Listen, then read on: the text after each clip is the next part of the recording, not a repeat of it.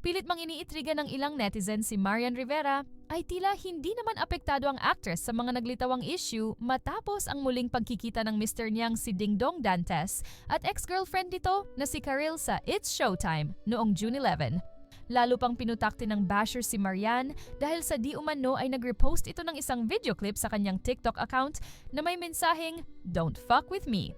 Tila galit na daw si Marian, sabi ng mga nang-iintriga sa muling pagkikita ng asawa at ex nito.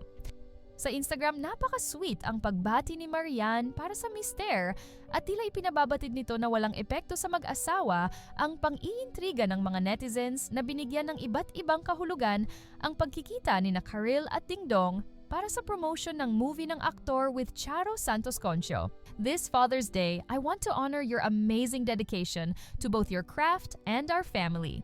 You inspire us every day. Always know I'm here to support you. Palagi mo ngang sinasabi, lundagin natin baby, kaya naman kahit saan pa yan sasama ako para lumundag kasama mo. Love you so much. Todo support din si Marian sa movie ng asawa at talagang ipinapakita nito kung gaano sila ka-sweet sa isa't isa in public.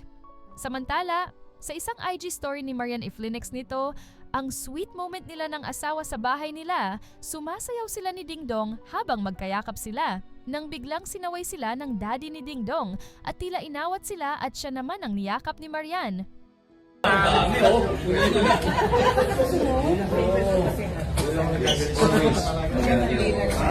Ito